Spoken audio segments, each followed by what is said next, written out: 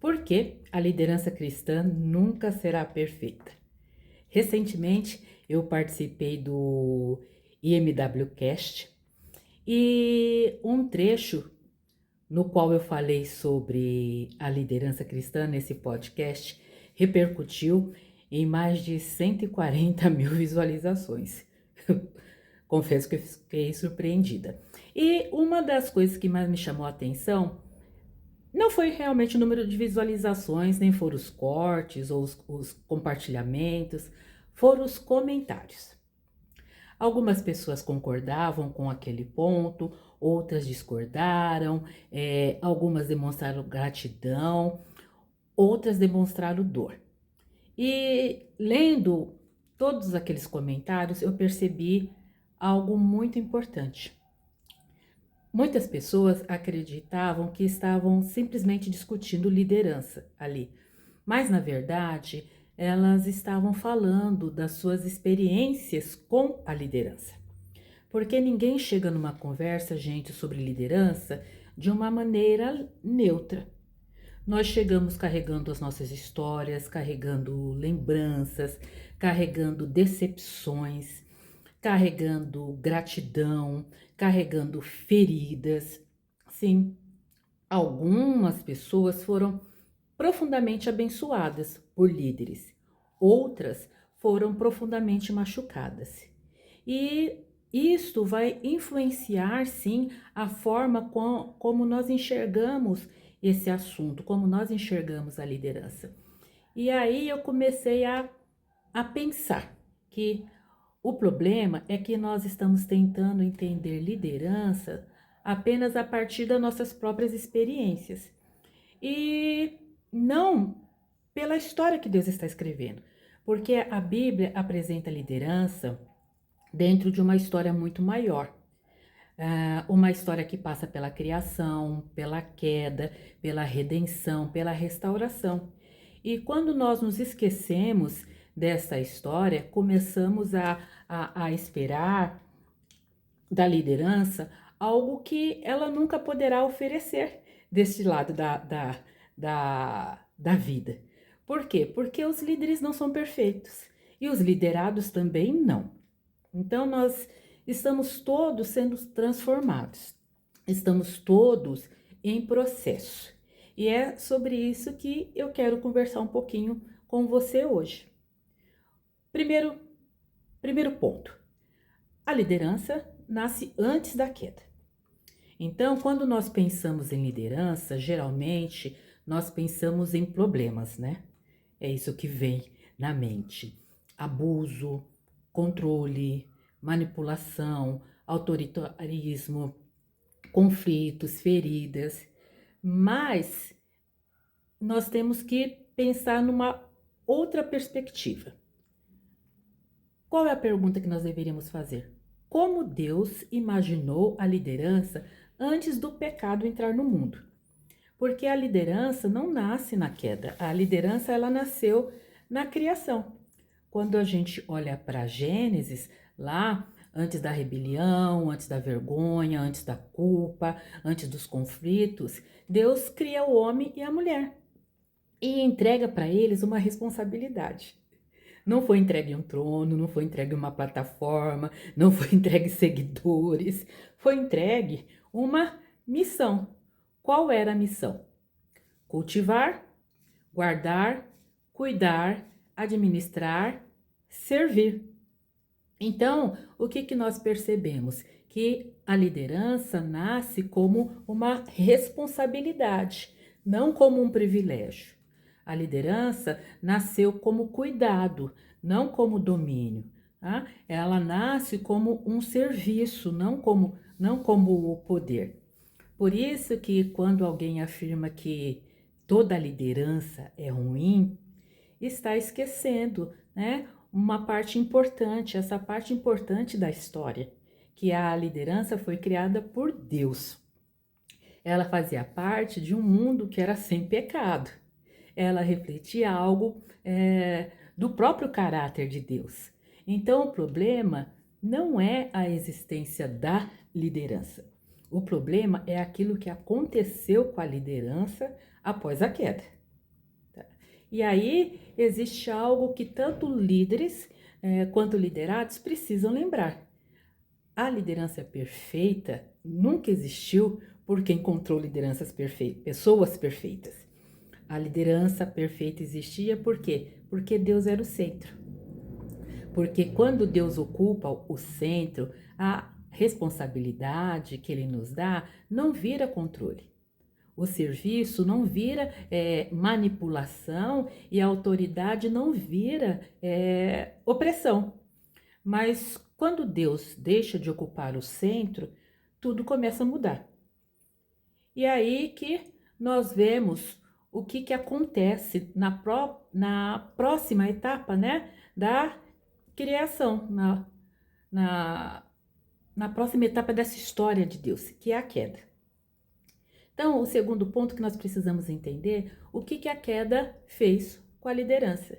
E aí nós chegamos em Gênesis 3, que é o capítulo que a gente sabe da queda e que acontece algo muito importante.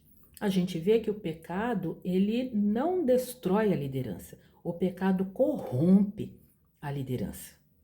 E entender essa diferença é fundamental para nós.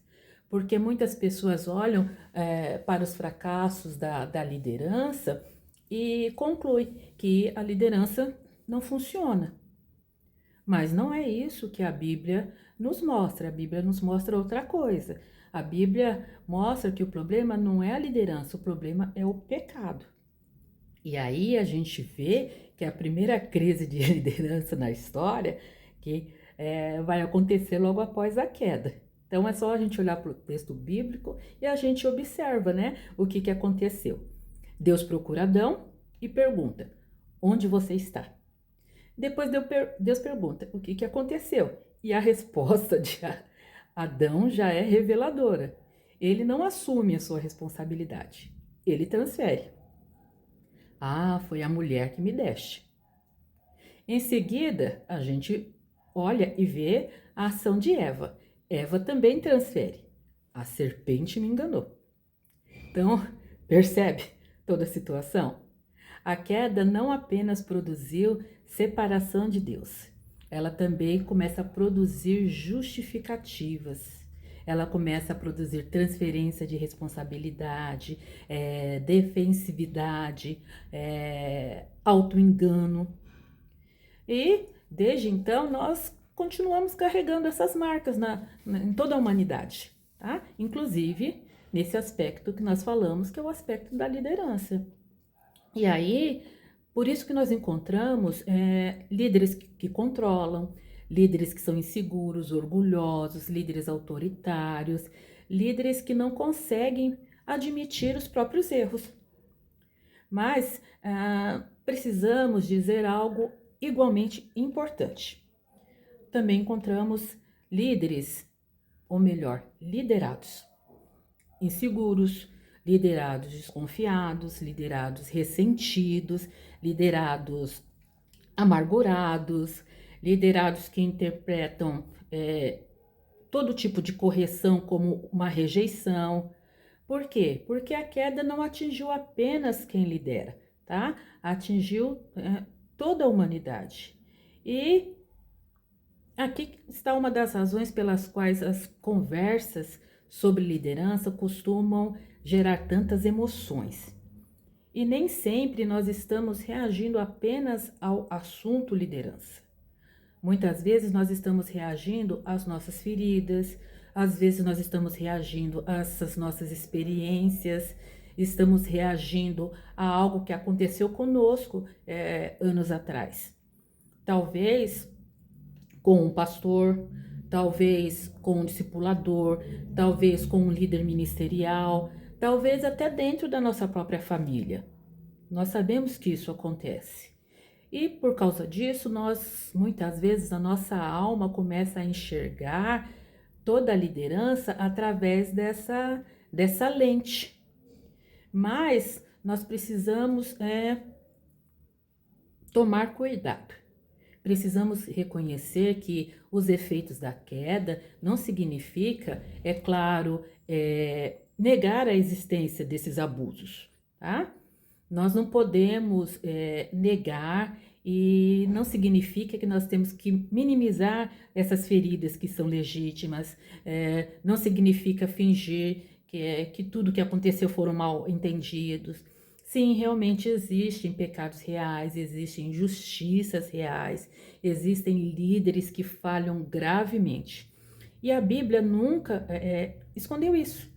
Mas a Bíblia também mostra que a queda produziu algo que vai além da ferida, tá? Ela produziu formas pecaminosas que nós respondemos às feridas que nos causam.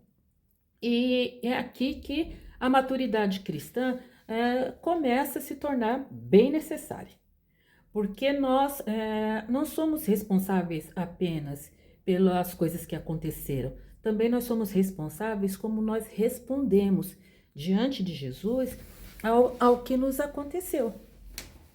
E essa é uma reflexão difícil de se fazer, tá? Mas ela é uma reflexão necessária, porque é ela que vai preparar o caminho para que a gente possa entender a redenção. E esse é o terceiro ponto que eu quero falar com vocês, é que Cristo, ele vai redefinir a liderança, tá? É nesse ponto da história que o Senhor entra e nós podemos perceber algo interessante. Jesus, ele não veio apenas salvar pessoas, ele veio mostrar como é a humanidade que Deus sempre desejou. Por isso, quando queremos entender casamento, por exemplo, nós olhamos para Cristo, não é? O noivo com a noiva, o esposo com a esposa. Quando nós queremos entender discipulado, nós olhamos para Cristo, o mestre com seus discípulos. E quando nós queremos também entender maturidade, perdão, nós olhamos para Cristo. Quando queremos entender liderança, olhamos para Cristo. Porque Jesus, ele não apenas ensinou liderança, ele encarnou a liderança. E isto é importante porque muitas vezes nós discutimos liderança olhando apenas para líderes humanos, líderes falhos. Mas os líderes humanos serão sempre essas referências limitadas, tá? E Cristo que é a referência perfeita, não é verdade? Observe os discípulos. Em vários momentos eles discutiam quem era o maior, quem ocuparia os lugares de honra, quem teria mais importância, quem estaria mais próximo de Jesus. E o que Jesus faz em todas essas situações, lidando com esses liderados difíceis? Ele redefine completamente o jogo da liderança, não é verdade? Enquanto o mundo dizia, suba, Jesus dizia, sirva. Enquanto o mundo dizia, seja o primeiro, Jesus dizia, seja servo. Não é isso que nós encontramos? Enquanto o mundo dizia, proteja a sua posição, o que nós vemos Jesus fazendo? Jesus caminhava em direção à cruz. E uma das cenas mais extraordinárias da liderança cristã acontece poucas horas antes da crucificação. Jesus pega uma bacia, uma toalha e começa a lavar os pés dos discípulos. Pare e pense nisso por um momento, gente. O Filho de Deus, o Senhor da Glória, lavando pés, tá? Não para fazer uma encenação, mas para revelar como o reino de Deus funciona. Porque no reino de Deus, liderança não é privilégio, é serviço, tá? Liderança não é autopromoção, liderança é entrega. Liderança não é domínio, é responsabilidade. E aqui existe algo que tanto líderes quanto liderados precisam ouvir. Jesus, ele não aboliu a autoridade, mas ele removeu dela o orgulho, né? Deus, na pessoa de Jesus, ele não não aboliu toda essa questão da liderança, mas ele removeu a busca por status. Jesus não aboliu influência, mas mostrou que ela deve ser exercida em amor. Por isso, sempre que nos afastamos do modelo de Jesus, do modelo de Cristo, nós começamos a nos afastar também da liderança cristã saudável. Então, mesmo que a gente continue a ocupar cargos, mesmo que a gente continue pregando, mesmo que continuemos liderando tantos ministérios, tá? Nós temos que entender que a liderança cristã, ela não é definida pela posição e pela função que nós ocupamos, mas ela vai ser definida pela semelhança que estamos desenvolvendo com Cristo. E nós precisamos parar e refletir, porque é relativamente fácil, né, a gente avaliar as outras pessoas, avaliar os líderes, mas é difícil nós avaliarmos nós mesmos. Então, a pergunta difícil que fica aqui é: quanto da humildade de Cristo está sendo formado em nós?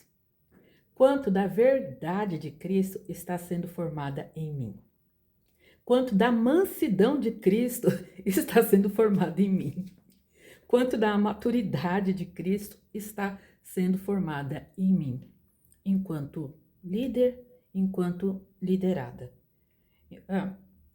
A pergunta central da vida cristã e da liderança não é quem está certo, tá? A pergunta que eu vejo central é: quem está se tornando mais parecido com Cristo? E aqui nós entramos num problema, que é o problema da comparação. E exatamente aqui, muitos líderes e liderados acabam se perdendo. Por quê? Porque quando nós somos feridos, a tendência natural da nossa alma é começar a olhar para o outro de uma maneira estranha, né? O liderado, ele olha para o líder olha para o liderado, quem foi corrigido olha para quem está corrigindo, quem foi decepcionado olha para quem decepcionou, e sem perceber nós começamos a medir a nossa vida espiritual pela vida de outras pessoas, tá? Se o outro falhou, nós nos sentimos melhores, não é verdade? Temos que ser sinceros. Se o outro parece mais maduro, nós nos sentimos infantis ou até mesmo piores. Se o outro recebe reconhecimento, muitas vezes nós nos comparamos. Sim, essa é uma reflexão que eu falei que ia ser difícil, né? Nós temos que falar sinceramente conosco mesmos. Se o outro caiu, nós tentamos justificar. Mas nenhuma dessas coisas vai produzir a maturidade, porque a maturidade cristã não é construída com comparação. A maturidade cristã ela é construída com conformação. E Romanos vai dizer que nós fomos chamados não para nos conformarmos à imagem de outros cristãos, mas nós fomos chamados para sermos conformados com a imagem do Filho de Deus, o Cristo. Tá? Então, existe uma diferença enorme entre essas duas coisas. Tá? E quando a comparação se torna o padrão, nós geralmente produzimos orgulho ou desânimo. Mas quando Cristo se torna o padrão, o que vai ser produzido em nós? Arrependimento, esperança, crescimento. E justamente observando isso ao longo dos anos em que eu estou ensinando, discipulando, acompanhando pessoas, que eu comecei a desenvolver uma ferramenta chamada Mapa da Alma, tá? E esse mapa, ele não é um teste de personalidade, tá bom? Não é também a avaliação psicológica, nem um diagnóstico clínico. O mapa da alma é uma ferramenta para analisar a nossa vida, né? Não é uma ferramenta para dizer quem é melhor ou quem é pior, porque o reino de Deus não funciona desta forma. Mas este mapa é para ajudar a tornar visíveis áreas da nossa interioridade que muitas vezes permanecem bem escondidas. Áreas onde a graça de Deus já produziu frutos pode aparecer, áreas que ainda estão em formação, áreas onde Cristo continua também convidando a amadurecer. Porque muitas vezes, gente, nós sabemos avaliar o comportamento dos outros, tá? Mas nós temos uma dificuldade muito grande de discernir a nossa própria alma, a nossa própria interioridade. Nós sabemos identificar o orgulho nos outros, mas não percebemos o orgulho em nós mesmos. Nós identificamos controle nos outros, mas nós não percebemos quanto controle ainda existe no nosso coração. Nós sabemos identificar a imaturidade dos outros, mas nem sempre enxergamos os lugares onde Cristo quer também nos trazer maturidade. E fica uma pergunta importante, tá ok? Para nós. Meu líder está parecendo com Cristo ou meu liderado está parecendo com Cristo? São perguntas que a gente faz, tem o seu lugar, é importante, mas e nós? A gente para perguntar quanto da vida de Cristo está sendo formada em mim? Porque na realidade é essa pergunta que vai produzir em nós uma transformação. Essa pergunta que produzir nosso crescimento, é essa pergunta que vai nos tirar da comparação horizontal, né? Um em relação ao outro, e vai nos devolver uma comparação vertical, tá? Como eu estou em relação ao modelo perfeito que é Cristo. E talvez alguns líderes feridos vão descobrir que precisam aprender a descansar em Cristo, fazendo o mapa da alma. Talvez alguns liderados começam a perceber que estão ressentidos e que ainda precisam entregar as feridas ao Senhor Jesus, tá? Talvez no seu ministério você descubra que está medindo maturidade por desempenho e não por semelhança a Jesus Cristo. E talvez nós precisamos entender que tem algo que precisa ser cuidado. E o objetivo, gente, não é condenação, não é envergonhar, não é classificar. O objetivo é discernir a minha e a sua interioridade. Por quê? Porque aquilo que está invisível, dificilmente a gente vai conseguir amadurecer, tá? Porque a gente não percebe. Mas aquilo que é trazido à luz pode ser transformado pela graça de Deus. Então, o mapa da alma é uma ferramenta que pode te ajudar a identificar em que ponto dessa jornada de transformação você está e o que é preciso fazer para continuar servindo e se tornando cada vez mais parecido com Jesus, tá? E é justamente aqui que a história da redenção continua alcançando a nossa vida. E nós vamos para o quinto ponto, que é a restauração. A liderança ainda está sendo formada, transformada, tá? Essa é a última parte da história, né? Criação, queda, redenção, restauração. E é uma parte que muitas vezes nós esquecemos quando o assunto é liderança cristã. Porque muitas vezes esperamos que líderes e liderados atuem de uma forma que o Senhor não prometeu desse lado nosso da vida. Nós estamos esperando perfeição, nós esperamos uma maturidade completa, nós estamos esperando uma ausência total de falhas, esperamos que pessoas redimidas já estejam totalmente restauradas, tá? E não é isso que a Bíblia nos apresenta. Quando a gente olha para a Bíblia, a gente vê uma outra realidade, que Cristo sim já nos salvou, mas que Ele ainda continua nos transformando. A redenção já aconteceu, Mas a transformação nossa, a restauração completa, ainda está em andamento. E isso muda completamente a forma que nós enxergamos a liderança. Porque significa que os líderes ainda estão sendo formados e liderados também. Pastores ainda estão sendo formados, os discípulos ainda estão sendo formados, os professores ainda estão sendo formados, mentores, tá? Ainda estão sendo formados.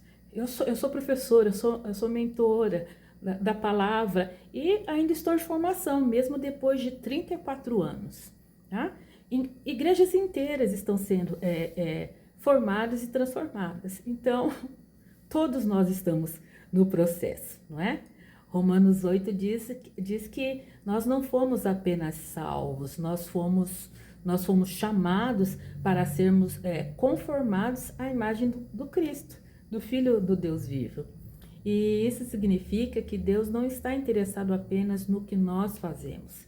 Deus está interessado em que nós estamos nos tornando, não é verdade? Quando a gente olha, por exemplo, para Efésios 4, nós vemos de novo reforçando essa verdade. O apóstolo Paulo diz que caminhamos até chegarmos à estatura completa, né, de Cristo.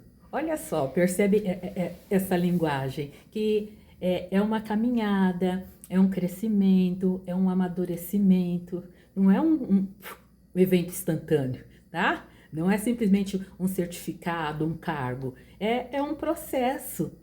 E é aqui que acontecem muitos conflitos, tá? Pessoais, ministeriais, e eles precisam ser vistos de uma outra forma, tá? Por quê? Porque às vezes nós olhamos para uma falha e enxergamos apenas a falha. Mas Deus está olhando para uma história inteira de transformação. E é claro, gente, que isso não elimina a responsabilidade, tá? Não é disso que eu estou falando aqui. Não elimina a necessidade de arrependimento, tá? Não elimina a necessidade de corrigirmos e de sermos corrigidos.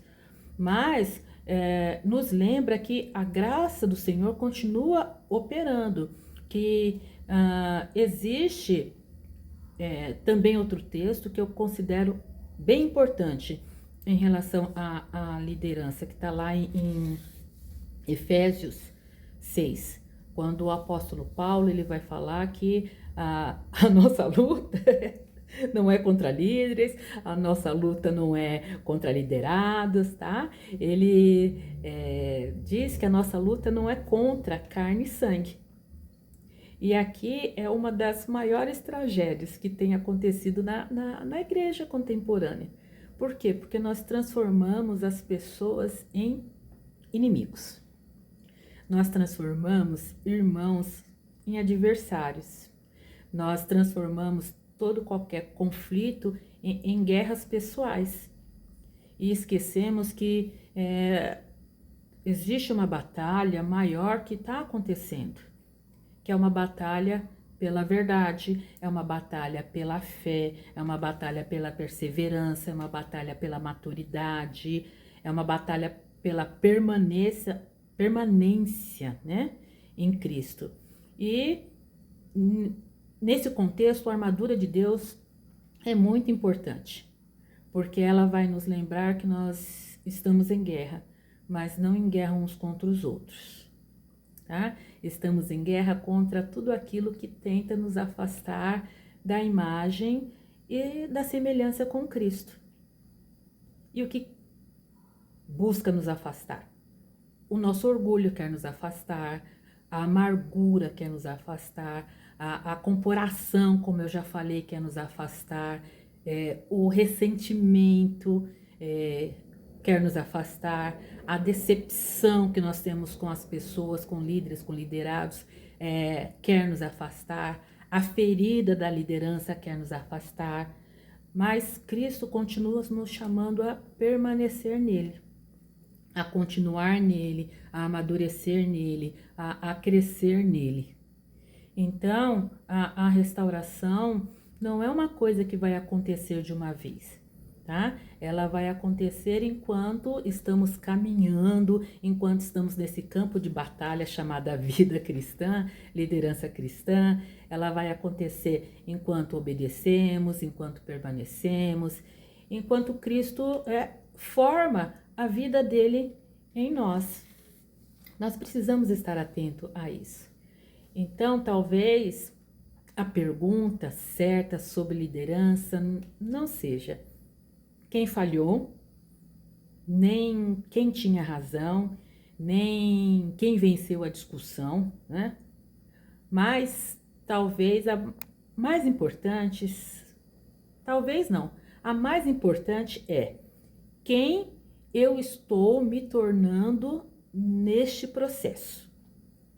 Porque no final das contas, a história da liderança cristã não termina em líderes perfeitos, termina em Cristo. E todos nós, líderes e liderados, nós estamos sendo convidados para a mesma jornada. Uma jornada onde toda comparação deve perder a força, gente.